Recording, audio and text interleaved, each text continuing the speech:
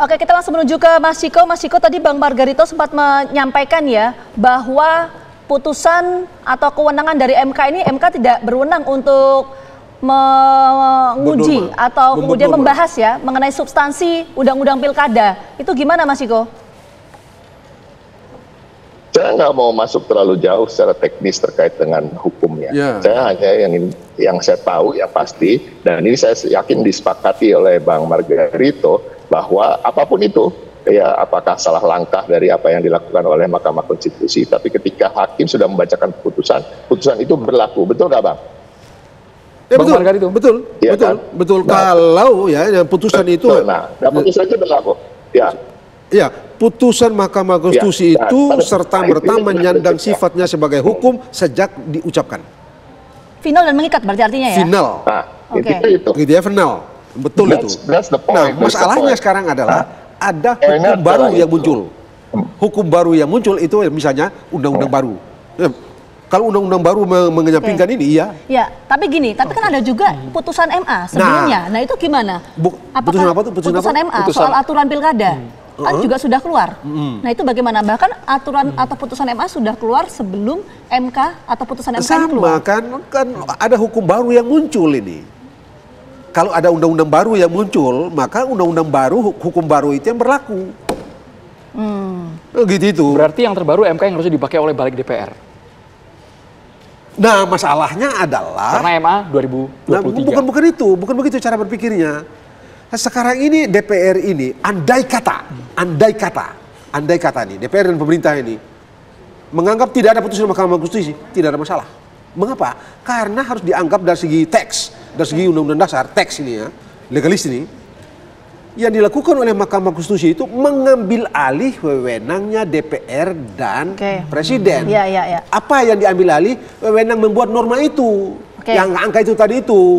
Dan itu menurut Bang Margarito kan tadi nggak berwenang MK soal itu. Tapi gini Mas Ciko, artinya dengan ada perbedaan asas aturan antara MA dan juga MK, ini kemudian PDI Perjuangan mengambil sikap untuk kemudian mengusung calon tertentu di pilkada itu menggunakan aturan MK.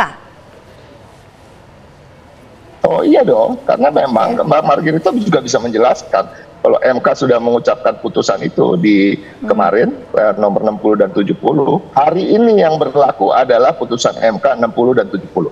Ya, terkait dengan ambang batas dukungan, terkait dengan usia 30 tahun ketika ditetapkan sebagai calon, itu yang sedang berlaku sekarang. Dan saya yakin teman-teman yang ada di studio atau Mas Badowi juga sepakat terkait hal itu.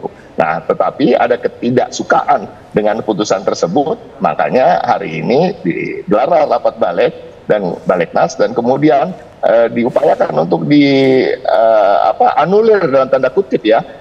Mungkin akan didebat dengan perkataan bahwa oh ini tidak menganulir, kita sedang membuat undang-undang baru yang memang sudah direncanakan. Ya, saya juga sepakat, memang sudah ada jadwalnya, tetapi kan ini kan tidak masuk dalam prolegnas, ya kan, dan beberapa bulan yang lalu setahun bahkan sudah berhenti, tetapi kemudian dilanjutkan lagi di ujung karena ada putusan MK 60 dan 70 yang tidak sesuai dengan selera, yang tidak bisa meloloskan Kaisang sebagai calon kepala daerah. Kita ngomong apa adanya aja lah, kita nggak usah ngomong pura-pura kita nggak tahu, pura-pura rakyat nggak tahu, bahwa memang terkait usia 30 tahun itu untuk meloloskan Kaisang. Nggak ada lagi yang lahirnya di bulan Desember tahun 1994.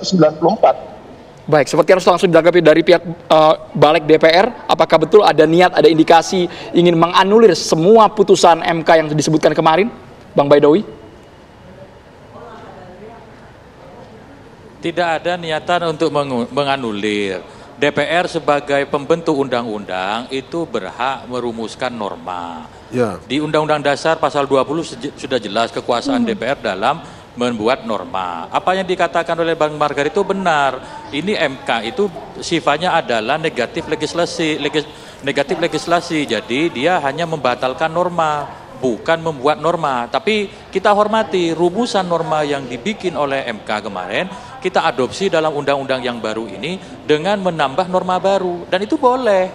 Kan kita tidak mengurangi kalimat yang ada di putusan MK, tetapi kita memberikan penegasan bahwa partai non parlemen itu bisa juga mengusung calon kepala daerah dengan ketentuan syarat-syarat yang berlaku. Begitupun partai-partai yang memiliki kursi di DPR juga dibikin aturan tersendiri. Itu punya hak kita DPR bersama pemerintah karena memang kewenangannya ada di situ. Artinya kita berkaca dari kasus di Jakarta, Bang Baidowi, artinya PDIP sudah kandas untuk mengusung calonnya dengan syarat partai non parlemen 20-25% tersebut.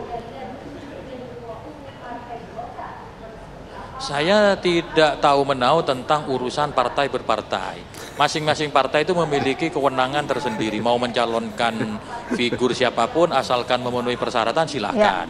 Dan sekali lagi undang-undang ini dibuat untuk segenap bangsa Indonesia. Bukan dibuat untuk golongan tertentu atau kelompok tertentu. Karena sifatnya adalah sifat umum. Jadi berlaku untuk seluruh elemen bangsa di negeri ini. Mas Awi, tapi perlu dijawab tadi, Mas Ciko menyampaikan adanya perubahan aturan ini untuk meloloskan Kaisang bisa maju di pilkada, itu betul nggak, Mas Awi? Ya tidak, sekali lagi undang-undang ini hanya mengakomodir putusan hukum dari pengadilan yakni Mahkamah Agung. Setiap putusan itu kan harus diakomodir dalam undang-undang. Nah, soal kemudian ada satu nama merasa diuntungkan, yaitu kebetulan karena undang-undang ini juga berlaku untuk seluruh rakyat Indonesia yang berusia 30 tahun saat Februari itu bisa mencalonkan diri sebagai gubernur ataupun calon wakil gubernur. Jadi tidak spesifik mengurusi satu orang, itu juga berlaku kepada siapapun. Putra-putra terbaik di 38 di 37 provinsi. Baik, tapi Bang Baidowi tahu hari ini karena keputusan Balek yang merujuk pada Mahkamah Agung membuat publik sangat gerah, bahkan mengeluarkan semacam gambar seperti itu, gambar peringatan darurat dengan gambar Garuda dan menuding Balek sebagai pembangkangan terhadap konstitusi. Bang Baidowi?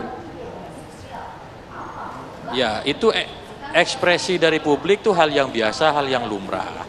Bagi yang tidak setuju terhadap putusan DPR bersama pemerintah, sudah ada ruangnya, sudah ada koridornya. Silakan nanti ketika undang-undang ini disahkan, gugat ke Mahkamah Konstitusi, itu ruangnya terbuka di situ. Kalau kemudian ekspresi-ekspresi publik itu yang nggak bisa kita halang-halangi, itu bagian dari kebebasan berekspresi. Jadi kami menyampaikan terima kasih, masih ada kelompok masyarakat yang kritis. Namun demikian kita juga membuat keputusan ini juga untuk menyelamatkan nasib bangsa Indonesia dan memberikan kepastian politik hukum menjelang pendaftaran pilkada ini supaya tidak ada dualisme pengaturan. Nah ini soal dualisme pengaturan ini menarik. Kita menuju ke Bang Margarito. Adanya perbedaan asas aturan yang digunakan. Kalau tadi teman-teman PDI Perjuangan mengatakan akan menggunakan putusan MK, sementara teman-teman yang di Senayan lain menggunakan putusan MA. Apakah dualisme peraturan ini akan mempengaruhi tahapan atau jadwal pilkada? Per hari ini ya yang berlaku putusan Mahkamah Konstitusi. Hari ini yang berlaku per MK. Hari ini sampai dengan sebelum ada undang-undang baru. Kalau ada undang-undang baru yang keluar yang ternyata isinya berbeda dengan putusan Mahkamah Konstitusi atau sama dengan putusan Mahkamah Konstitusi sekalipun, yang berlaku adalah undang-undang baru. Tapi Bang Margarito yakin nggak bahwa tahapan pilkada nanti tetap 27 Agustus itu akan tetap ada pendaftaran pencalonan kepala daerah? Dengan ada dualisme aturan ini? Tidak akan ada dualisme aturan. Karena kalau saya tidak tahu dia pemerintah dan DPR punya rencana skema waktu selesaikan perubahan ini ya, saya nggak tahu ya. Apakah ini berubah setelah 27 ataukah berubah sebelum 27? Kalau berubah sebelum 27 pakai undang-undang Mahkamah Konstitusi. Mahkamah Konstitusi aturan itu.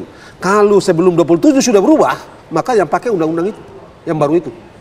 Terima kasih banyak Bang Margarito, Bang Ciko dan juga Bang Baidowi, kita tunggu. Jadi saya kira bersama. Begini, sedikit aja gitu ya. Singkat, boleh. Memang harus ditegaskan betul bahwa ini persoalannya pada mengambil wewenang.